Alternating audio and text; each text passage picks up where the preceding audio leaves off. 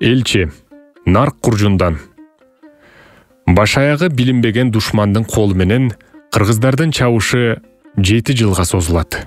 Акыры көптүккө салып жеңишке жетип, кыргыздар тоо аралап кол салып келе жаткан душмандын мизин кайтарышат. Жоо аргасыз жеңилип, артка сүрүлөт. Илбир илең жаны калган, ириң көлчүк каны калган душмандын ханы 3 бүркүм аскери менен артына кайтат.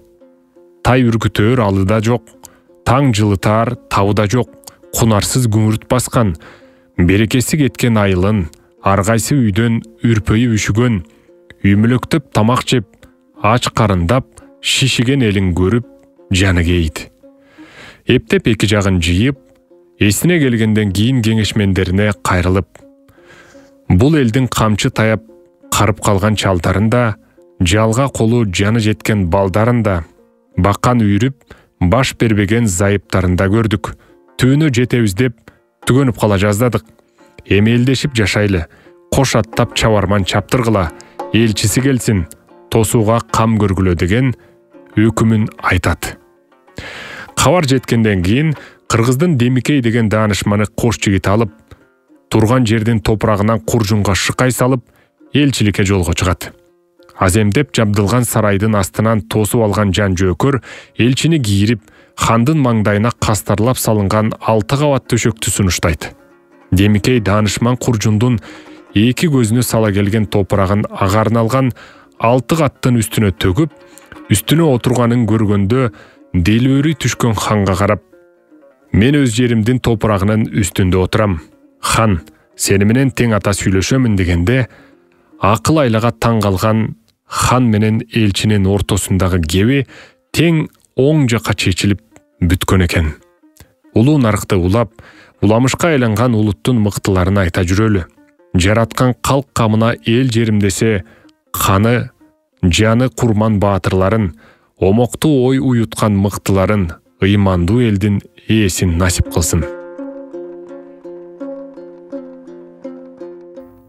Текстке талдоо. Илбир илең жаны калган, ириң көлчүк каны калган. Бул фразологиялык түрмөк алдан тайган деген маанини туюндурат. Абалды туюнтуу үчүн илбир илең, ириң көлчүк деген фразологизмдердин экспрессивдик мүмкүнчүлүгү күчөтүлүп пайдаланылды. Алсак, тилде колдонулуп жүргөн илең сагаң деген даяр сөз каражатынын илең деген бир компонентине илбир сөзүн айкаштыруу менен жекече автордук фразологизм пайда болгондо жаңыча боюкка ээ болду.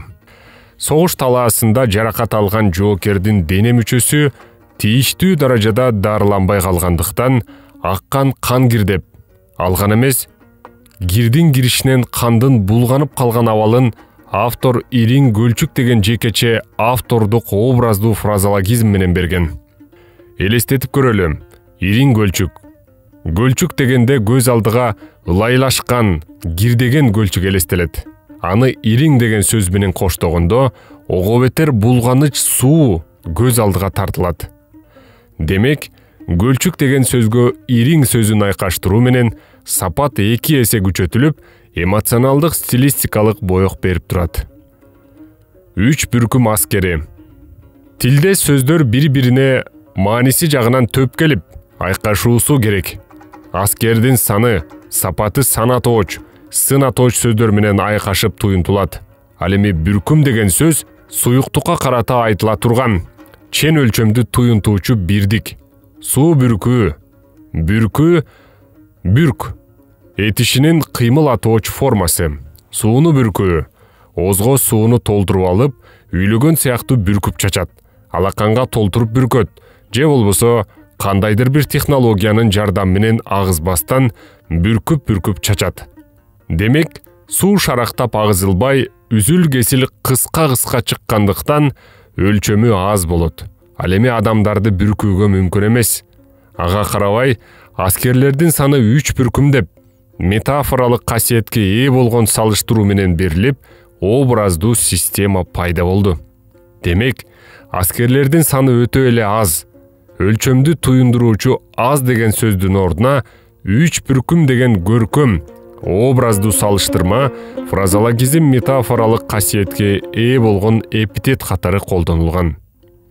Тай үркүтөр алыда жок, таң жылытар табыда жок, кунарсыз күңүрт баскан, берекеси кеткен айылын, ар кайсы үйдөн үрпөйүп үшүгөн, үймөлөктөп тамак жеп, аш карындап шишиген элин көрүп, каны кейит, жаны кейит. Жоокердик заманда кармашуунун кесепетинен жабырт тарткан айылдын, журттун абалы дал ушундай жарыш колдонулган фразологизмден куралган метафоралык система менен сүрөттөлгөн. Тайды кенедей бала да үркүтө алат. Демек чалыккан элдин кенедей баланыкындай да алы жок деген маанини берген. Тай үркүтөр алыда жок деп автор литотаны пайдаланган. Жоого бетме-бет чыккан элдин баланыкындай алга албай калышы мүмкүн эмес. Бул кандайдыр бир күч, маани, өлчөм, бир топ кичиртип берилген риторикалык фигура. Таң жылытар табыда жок. Сүйлөмдө тескерисинче көркөм образ жаратуу максатында касиетти, сапатты, өлчөмдү чоңойтуп берүү аркылуу өтмө маанидеги гипербола пайдаланылган.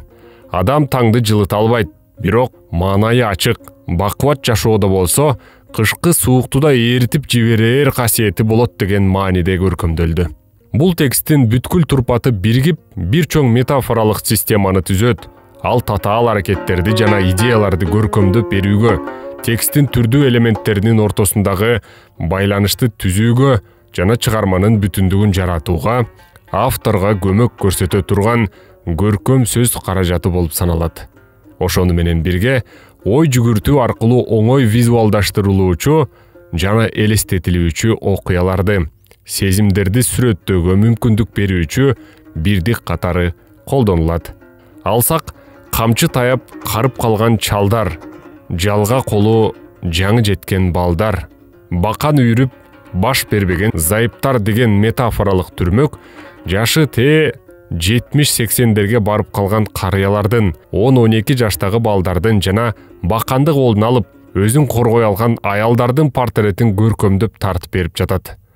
Дал ушундай көркөм сөз каражаттарын пайдалануунун натыйжасында текст лирикалык текстке айланып, окууга да, эске тутууга да жеңил болуп турат.